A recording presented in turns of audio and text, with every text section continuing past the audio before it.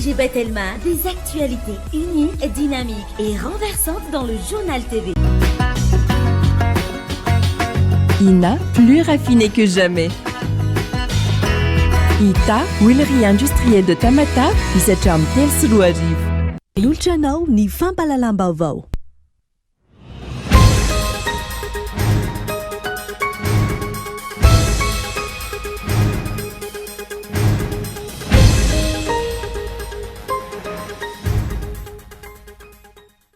Tsy mipetraka mazava eto amintsika ny hafangararany ny fitantanana ny volam-panjakana anika mikrosofana ny hafianam-bahoaka hoy ny mpamakafaka ara-politika nanaovana fanajajina. Tsy hita mazava ny alen'ny vola hafanampiana sy ny vola anotrosan'ny fanjakana ho amin'ny fampandehanan-draharaha maro samihafa. Sehatra tsy miankina madio manaja ny tandroasina io no hatanjony fifanaovan-tsony fifanaraham-piara-miasa teo amin'ny Biongo ny GEM ary ny FIVPM maneho ny fahavonona ny arak'izany izy ireo amin'ny fanatanterahana ireo drafitrasa entina hisorohana ny kolikoly izay mety hiseho eny anivon'ny orinasa tsy miankina toy ny fanentanana ny ampikamana ao aminy mba hanaja ny tandroasina mifehy ny fandraharana. Eo amin'ny maresaka iraisam-pirenena kosa indray atao Iran ny asabotsy lasa teo no anampiatrana ny fanamelohana ho faty ny Habibi Shahab apitarika ny vondrona iranofa suédois ity farany izay avoentsika ho isany nanao asa fampiororona fanamelohana ho faty izay nomelony ny vondrona européenne avy hatrany ny andindindreo avy hatrany.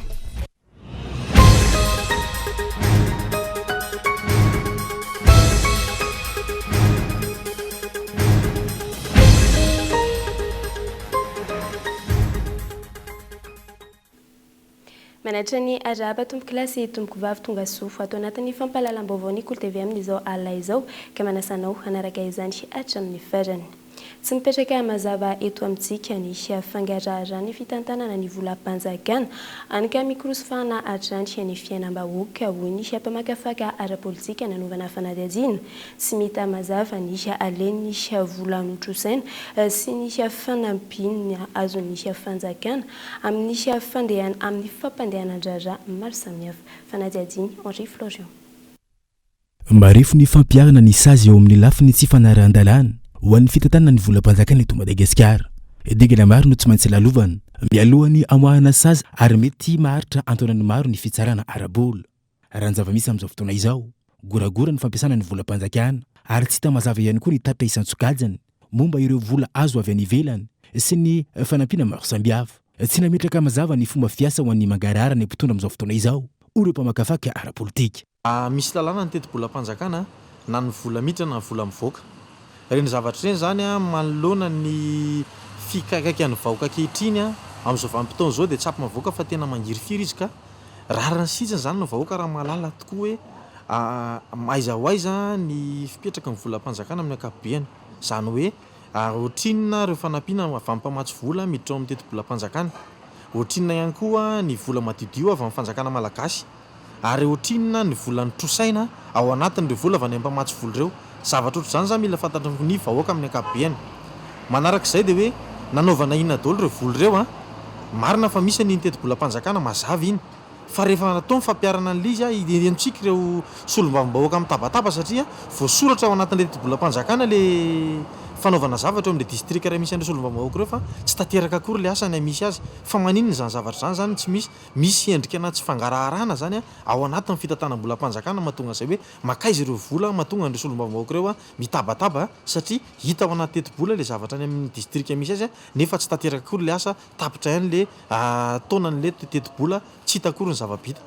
Ny zava-misy zany atao hoe banky tokana zany mikasika ny atao hoe fangaraharana ara-pitantanam-bolam-panjakana dia hita fa misy zavatra tsy mazava zany ao rehefa adiaditsika satria misy teti-bola zany lasa affecté amina zavatra hafa nefa tsy justifie hoe fananina le volana le fanakany satria tokony misy fanazavana zay eo anatrehany lalàna ny vola. Antony iray mahatonga ny goragora ho an'ny volam-panjakana ihany koa ny mahakasika ny tsenam-bary-panjakana izay miteraka kolokolo ho an'ireo mpandraharaha sy ny tompona andraikitra. Ny zavatra iray koa olana goavana eto amin'ny firenentsika mahatonga ny olana amin'ny volam-panjakana koa dia natao hoe marché public na ny tsenam-bary-panjakana. izy io zany a rehefa adimiatsika dia rehefa misy fotoana atao gré aloha voalohany tarika makany amin'ny kinamanamana. Misy indray nefa ny tolobidy ao anatiny ny valopy miafina zay hoe zay ekena ao anatin'le fanokafana valopy zany ny tokony anao an'le asa. Eo zany tsika ny tokony ametraka tsara hoe raha hividy stylo iray mifanjakana stylo ataontsika hoe efa-jato ka hatramin'ny 900 ariary ny stylo anankiray. Rehefa mandalo tsenam-barim-panjakana nefa le stylo dia lasa 500 kinona ny tsy tonga dia anaova mifanjakana manao besoin hoe reto ny zavatra ilany tonga dia vidinitsy amin'ny tsena na grossiste anankiray dia vidiana mivantana. Fa ny tsenam-barim-panjakana ao anatin'le gré à gré na tsy gré à gré dia mitarika alay-panahy zany ny mpandrarà anao kolikoly amina mpitondra ray ao anaty fanjakana satria hoe namanamana ihany ny faran'le izy dia atao izay azahoana an'le marché endrika kolikoly zay satria tokony tsy ho fantatra anatin'io valopy io izy le mangala amaly an'le tolobidy. Mitaky ezaka lehibe araka izany mahakasika ny fangararany ny fitantanam-bola-mpanjakana eto amintsika mba hipetrahany famparisoana ho antsiray sy ny fiainam-bahoaka. Sehatra tsy miankina madio fa manaja nisy Tandroasina eo no vokatry nisy fifanaraham-piara miasa teo amin'nisy Biongo ny GEM ary ny FIFPAMA maneho nisy fahavononany araka izany izy ireo amin'nisy fanatanterahana ireo drafitrasa entina isorohana nisy kolikoly eny amin'ireo orinasa tsy miankina toy nisy fanentanana ireo mpikambana ao aminy mba anaja nisy Tandroasina mify ny fandraharana fanatetiny.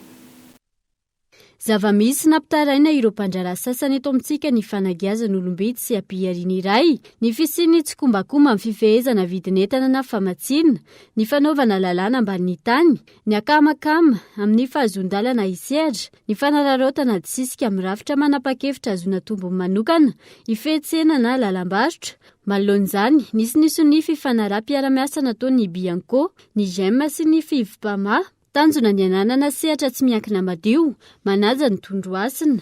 Dia eo amin'ilay fampahafantarana aloha voalohany indrindra dia fanabeazana eo amin'ny lafan'ny fitantanana satria mino fa betsaka kokoa ny olona tsy te-hanao kolikoly amin'ny fandraharana mba apropropony orinasany fa ny teritery sy ny sakitsakana isan-karazany zany dia mety mahatonga fakapanahy andeha hiditra amin'izany zarizarika. Apetraka ihany koa ny fametrahana ny fenitra ny fitantanana miady amin'ny kolikoly na ny SMAC ary ny fametrahana fomba fikirakirana ireo trangana kolikoly mety iseho amin'ny sehatra tsy miankina, miantoka ny firoborobon'ny orinasa sy ny sehatra tsy miankina, ny fisian'ny tontolo mangarahara eo amin'ny fandraharana, tsy ny tsenam-panjakana ihany no takiana mangarahara, sy misy fifaninanana madio, fa ny fahazona lalana isehatra amin'ireny lalam-piariana mitaky fahazon-dalana manokana ireny, amin'ny ankapobeny raha ny fahazavana, sady mety hiara ny kolikoly no mety hanao kolikoly ny orinasa.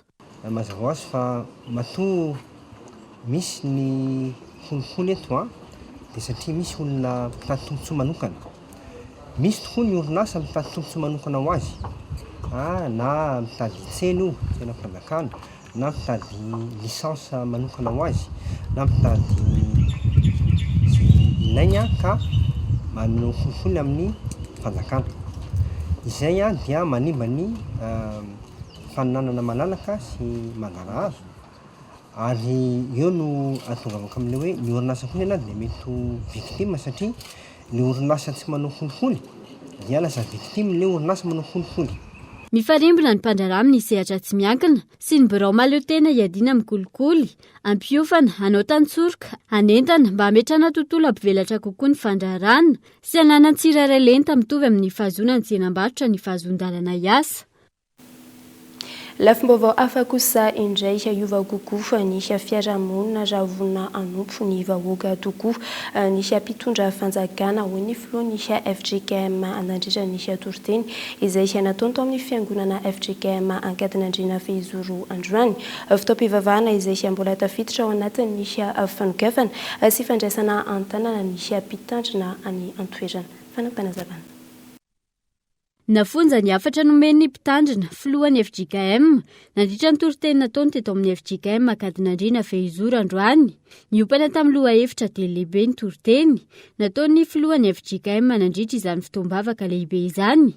Voalohany hoe finoana aloha vao voninahitra, faharoa fiatrena vao fisandratana ary fahatelo la croix vao la couronne. Napetraka ho maly ny tsatry-boninahitry ny mpanjaka Charles III ka io no nitondran'ny mpitandrina ny ohatra. Iova kokoa izy ny fiarahamonina eto Madagasikara raha vonina n'ity sy hanompo ny vahoaka malagasy ireo mpitondra fanjakana.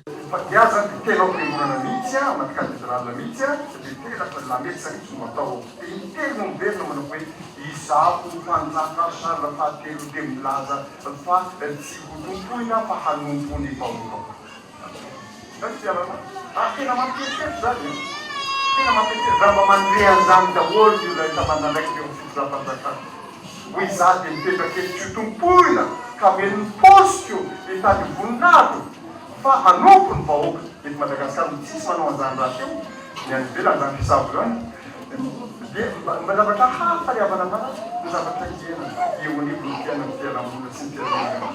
Tsy hivina hatrany nanomboka omaly ny fanokanana sy fandraisana ny tanana ny mpitandrina ary Tiarimanana ary Sandratana mianakavy ao amin'ny FJKM ankadiny Andriana Fehizoro Antananarivo Atsimo nitoy androany tamin'ny fitoam-bavaka lehibe niarahana tamin'ny filohan'ny fiangonana FJKM. Fahasalamana kosa indray nanomboka ny 7 hatramin'ny 13 lasa teo miisa 17 ireo tranga vaovao tamin'ny fitiliana miisa 520 natao manerana ny nosy iray no ao anatin'ny forme grève raha toka tsy misy kosa ny ainana fohy raha ny antotanisa voreta amin'ny ministera ny fahasalamam-bahoaka mitotaly 520 ankilany ireo amararany COVID-19 eto amintsika ka mbola manaraka fitsaboana izy ireo izay mitsinjara amin'ny faritra enina eto Madagasikara ka ny enina eto amin'ny faritra Analamanga ny iray ao Boendy ny roa ao Matsaitrambony ny iray ao Itasy ny 5 ao Vakinankaratra ary ny roa hafa kosa ao Androy raha tsy ahivina mitotaly 3 sy 7 sy enal ireo voamarina fa mitondra ny tsy mikaretina COVID-19 eto Madagasikara tamin'ny fitiliana miisa 7 sy 700 sy 3 sy 10 natao manerana ny nosy miisa 400 sy 700 sy 9 sy 9 kosa ireo asitrana somatsara raha toka 420 sy 700 sy 10 izany hoe rofaingo sy 100 kosa ireo lavan'ny COVID-19 teto amintsika. Lafim-baovao hafa kosa indray mianao anatin'ny fahasahiranana tanteraka ireo tantsaha sy ponina ao amin'ny distrikany Bealalana amin'izao fotoana no ny faratsy ny lalana ho ny solombavam-bahoaka voafidy tany antoerana sahirana tanteraka ireo tantsaha amin'ny famoahana ny vokatra amin'izao fanampanazavana.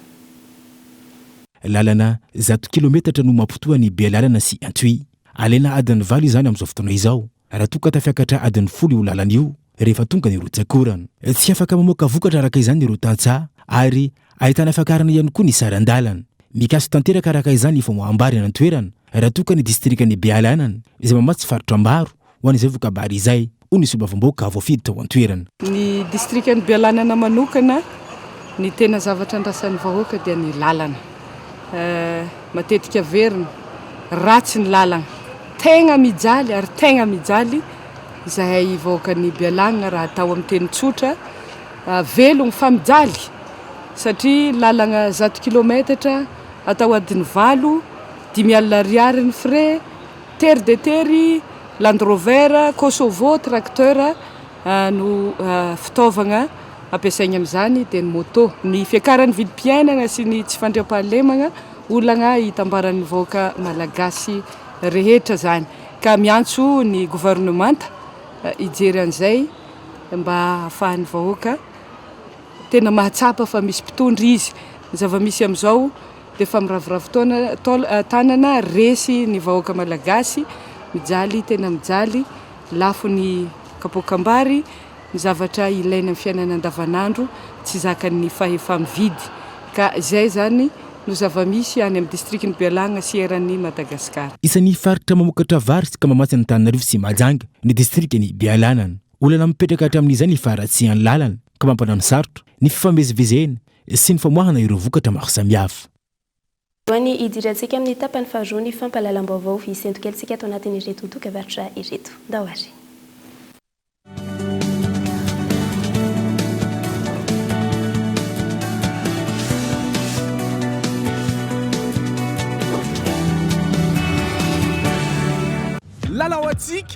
tellement mitsara cadeau isaky mividy totra teny manety na yellow one ianao dia mahazo cadeau foana ie mahazo cadeau foana na amin'ny numéro 038 na 034 anao sady mandray anjara amin'ny fisariana isan-kerinandro sy any farany lalao fisariana azahoanao finday avo lenta Motorola Edge 5G kit-mbaliky TV écran plat ary PS5 sy loka maro hafa koa ao ilalao e lalao atsika za tellement za mahazo cadeau.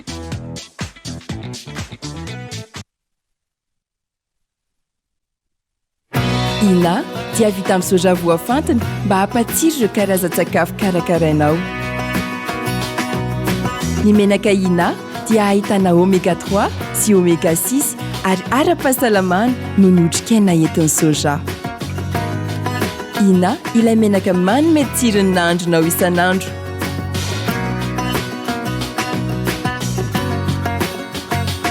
Ina, plus raffiné que jamais.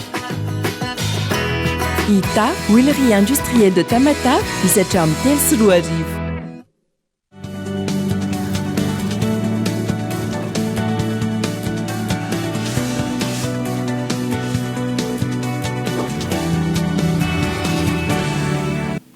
Tavaverina indray eto amin'ny fotoana ny fampahalalam-baovao isika totosa tao Antsirabe nisy lanonana famaranana nisy tetikasa ivoay tetikasa izay notohana nisy CBM vola atao amin'ny faritra Avakina Garatra ary ankizy manodidina nisy 300 mahery sy tanora manana fahasembanana manodidina nisy 500 mahery no nisitraka fanofanana aragasy tamin'ny alalany ity tetikasa ity rany fanazavana kolo Antsirabe no mitondra ny fanadihadiana amintsika. Telo taona sy 5 volana izay no niasany tetikasa ivoaina ny ivitoeram-panofanana arakasa mapiaty ho andreo olona manana fahasembanana ara-pahitana eto amin'ny faritra Vakina Karatra. Tetikasa izay notohana ny CBM vola ary fiara-miasa ny fiangonana loterana malagasy ny FAM na ny federasiona ny fikambanan'ny olona jamba eto Madagasikara. Ankizy manodidina ny 300 mahery sy tanora manodidina ny 500 no efa nisitraka fanofanana arakasa teto amin'ity ivitoerana ity. Tao anatin'izay 3 taona izay dia tsara ny vokatra ho ny talehany CBM Global ary ny tetikasa no ny farana fa ny fampisitrahana ny zoan'ireo olona manana fahasembanana dia mitohy hatrany indrindra fa ny fanomezana fanofanana arakasa ireo tanora sy ny fampidirana an-tsekoly ireo zaza manana olana ara-pahitana. Ankizy jamba sy osamaso ireo ankizy 320 ireo kanefa noho ny fiaraha-miasa fiaraha-miombonantoka teo amin'ny CBM Global sy ny fiangonana loterana malagasy ary ny tohanan'ny FAM ihany koa tafiditra an-tsekoly Soamatsara ireo ankizy jamba sy osamaso ireo. Misy ihany koa ny fanohanana ireo tanora manana fahasembanana ara-pahitana izay nomena fiofanana arakasa sy ny tohanana teo amin'izany asany izany dia 500 mahery anatin'izay 3 taona mahery izay misitraka izany fiofanana arakasa izany ka amin'izao tsika miresaka izao dia ireo 500 mahery ireo dia efa afaka nanana ny velotenany manokana. Tetikasa miisa 13 no mbola tohana ny CBM vola eto Madagasikara ho an'ity taona 2024 ity toy hatrany ny tolo-tanana sy ny fiara-miasa miaraka amin'ny FAM na ny federasiona ny fikambanan'olona jamba eto Madagasikara amin'ny fanohanana ireo tetikasa amin'ny fanomezana komity mpitantana ho ny filohan'ny fiangonana loterana malagasy izay tonga taty toerana. Fa ny fiara-miasantsika amin'ny CBM sy ny FAM kosa dia ny fanomezan'ny fiangonana loterana malagasy tolo-tanana amin'ny alalan'ny komity mpitantana. Izany hoe fiangonana zany sy ny CBM dia hanohana mandrakariva ny fikambanan'ny jamba sy ny manana olana fahosana amin'ny alalan'ny maso. Eto dia mitondra fisaorana ihany koa ny filohan'ny FAM miaraka amin'ny talen'ny centre. Zao ny tanteraka dia eo ny ezaka izay nataon'izy ireo indrindra fa ny fisaorana ny CBM koa izay manohana an'izao tetikasa izao. Araka izany dia totosana nandritra izao lanonam-pamaranana izao ny fifanaova-tsony famindram-pitantanana teo amin'ny talehany CBM Global sy ny filohan'ny fiangonana loterana malagasy ary ny filohan'ny FAM na ny federasiona ny fikambanan'olona jamba eto Madagasikara amin'ny fitantanana ity ivitoeram-panofanana arakasa mapianty ity eto amin'ny faritra Vakina Karatra. Lafy vaovao hafa kosa indray mampisy fiantraikany ny vahoaka malagasy ankehitriny ny fiakarany fiavidy-tsavony raha ny fanadihadiana natao anton'izany ny fiakarany fiavidim-pianana maro ny manararaotra mampiakatra kokoa ny vidiny izay tsy araky ny tokony ho izy. Hatramin'ny fiandohan'ity taona 2024 ity Tsy nitsaha niakatra ny vidin'ny entana fampiasa amin'ny andavanandro, indrindra ny vidy savony teto an-drenivohitra sy ny manodidina. Niakatra avy-roeny izany raha oharina tamin'ny taon-dasa. Raha ny fitarainan'ireo mpivarotra, kely ny tombom-barotra azon'izy ireo amin'ny savony raha ny fanazavana. Savony zao tena lasa niakatra be satria raha taloha zao le fotsifotsy reny savony nosy 500 ariary teo aloha teo, dia zao lasa 700 5000. Dia le saba be reny taloha teo amin'ny 200 5000, dia zao lasa niakatra 400 be na natombo avy-roa eny zany le vidy savony. Le kalitao zany lasa mekely, tena lasa mekely le savony tsy ohatran'ny teo aloha. Teo aloha zao manko le izy ngeda, dia lasa ny vidiny ampiakary moa le izy koa lasa mekely. Ny kalitao zany mety tsy ohatran'ny ratsy, tsy ohatran'ny le eto aminay zao taloha mividy betsaka fa amin'izao tena lasa tsy indraindray satria le olona koa tsy isy vola tsony amin'izao. Dia raha ohatran'ny hoe mividy izy dia rairay mividiana, anankiray raha farafabetsany zany 4, dia izay ihany mividiana. Araka izany, miantraika amin'ireo mpanao asa teny io fiakarany vidy savony io, indrindra ireo mpanasa lamba. Misy fiantraikany tokoa amin'ny tokantrano, fanaovana malotra ny lamba tsy mety ho sasana, dia tsy mety na sakafo ary miaina ao anatin'ny tokantrano aloha, satria ny lamba maloto dia tsy mety manasa lamba ianao. Dia izay no tsy mety hoe anianana sakafo ao anatin'ny tokantrano rehetrarehetra aloha le izy. Raha ohatra zao raha lamba atao hoe 500 zany, raha ataoko hoe savony 2 zao taloha dia mahavita, fa zao any amin'ny 3 any mahavita lamba 500 amin'izao. Jehivina, isan'ny mahatonga ny fiakaram-bidy, ny fiakaran'ny hatralaina amin'ireo akora fototra fanaovana savony na ny bondion. Ina no mety fepetra roso ny fanjakana manoloana ny fidanga ny vidy savony amin'izao fotoan'izao? Tsy mampanantena ny tsy misy ny filohan'ny antoko malagasy miaramiainga ary nanome ny kalitao tsara santaona ny amin'izany sy ny anina malindry ny etaeta ny mpianatra atao amin'ny université Antsiranana amin'ny fampitaovana ara-panatanjahantena izay natao omaly tany antoerana Kolofo Antsiranana no mitondra ny fanajejina amintsika. Fitaovana maromaro entina manatanteraka ny fialamboly ho an'ny mpianatra toy ny maillot complet, ny baolina basket sy ny football no natolotry ny antoko malagasy miaramianga ireo mpianatra université. Etsika izay nambaran'ireto filohan'ny fikambanana mpianatra eo agnivon'ny anjery manontolo eto Antsiranana avy amin'ny distrika 5 misy ato anatin'ny faritra Diana fa endriky ny famatorana ataony filoha Adzo Andrinanarivelo izay mitanatrany ny teniny nataony nandritra ny fandalovany taty Antoera. Tsy vita ny fanatanterahana ny teniny nataony fotsiny fa fanomezana manaraka ny kalitao tsara. Isotra ho an'olo nanome antsika maillot sy ballon de foot, sady misy ballon de basket koa, misy maillot de foot ary misy ballon de basket koa zegny nahazo ny fikambanany mpianatra étudiant amin'ny université-ny Antsiranana zany.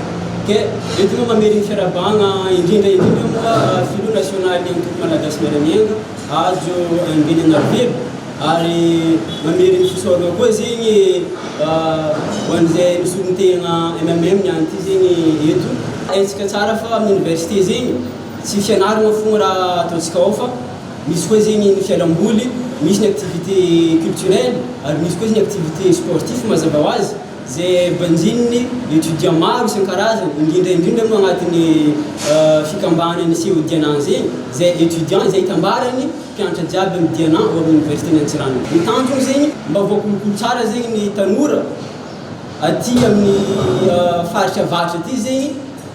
Etaetany ireto mpianatra ny sy ny fifanana ho an'ny tanora izay idirana amin'ny sehatra ny asa anomanany ny hoavy ka ny filoha Adzo Andrinanarivelo no everiny fa ray tsy ampandry adrisany zanaka. Vaovao mahakasika ny tsy fandriam-pahalemana kosa indray miaramila iray sy sivily miisa 2 no naratra no ny fito firanana azo azy tamin'ny fifandonana tamin'ireo dahalo tao Antsatapaka distrika ny Tsirony Madidy sy ny farany herinandro lasa teo. Tsy misy hatahorana ny mahakasika azy ireo antony efa manaraka fitsaboana izy ireo amin'ny izao mitaky fiara-miasa amin'ny rehetra ny fitandrona ny filaminana ary ny fanazavana.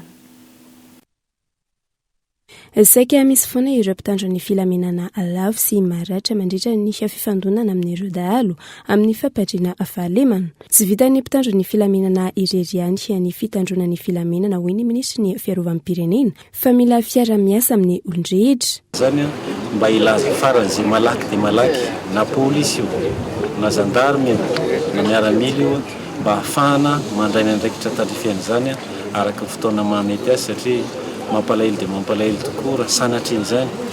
Voaingana teo zao zay tsy ela akory zay namoy namana anankiray ity indray misy namana anankiray voatifitra sahady ka izay rehetrarehetra zay no angatahana antsika menakavy fa mino fa ny fiarahantsika menakavy miasa no atateraka somatsara ny farafaratsy manena faran'izay be dehibe indrindra ho avy ny fifidianany ity dia io no angatahana antsika rehetrarehetra mba amezy azo mena mba ahafahantsika menakavy mifidy ankalalana sy ampilaminana izay olona titsika hitondra n'ity Madagasikara ty.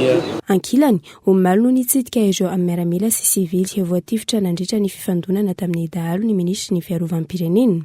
Ratsahivina ny fahadimy mesy nofo nisy fifandonana teo amin'ny dahalo sy ireo ampitandro ny filaminana ary nisy vahoaka nanaradiha ireo dahalo atao Antsatapaka commune ambanivohitry Mahajebo distrika nisy Tsiroromandidy. Tamin'ny alalan'ny angidobisha no nanaovana ny evacuation ireo olona naratra ka nafahana nitondra azy ireo tany amin'ny hôpitaly miaramila Soavinandriana Antananarivo. Amin'izao efa tsy misy antahorana ny fahasalaman'izy ireo hatrany fanazavana.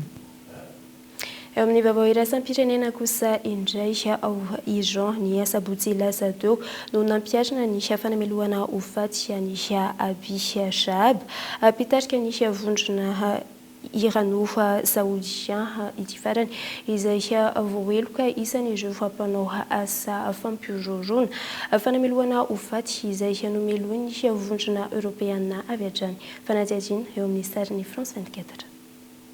Ny sabotsy maraina teo no nampiarina ny fanjakana iraniana ny fanamelohana ho faty ny Abi Shahab esika izay nomeloiny ny vondrona européenne sy firenena maro avy hatrany. Raha ny fampitam-baovao isan'ny apitarika ny vondrona iranofa suédois Abi Shahab antony nanenjehana azy sy nanamelohana azy ho faty izao. Vondrona terrorista no fandraisany Teheran an'ity vondrona ity.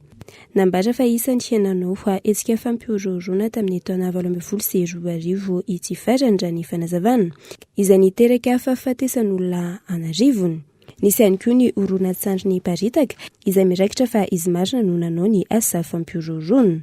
Horonan-tsary izay nolavin'ny maro fa isan'ny azo tamin'ny alalan'ny fanerena izany ary noterena ilaza izany ny tenany. Raha ny fampitam-baovao ihany koa no tanana ankeriny amam-bolana maro ity farany mialohany izay fivoahan'ny horonan-tsary izay. Dia izay indray tomboky lasy tomboky vavy no azo nanatolotra taminao tamin'ity androany ity angastrahanay tany tokatramin-tany nanaraka izany hatramin'ny farany. Veloma tompoko.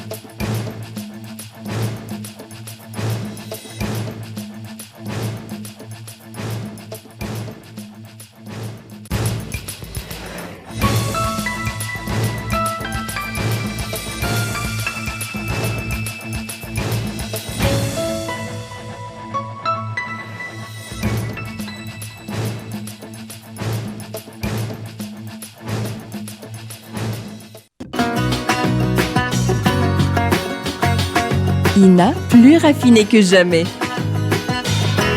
Ita, huilerie industrielle de Tamata, Isacham Telsuruariv.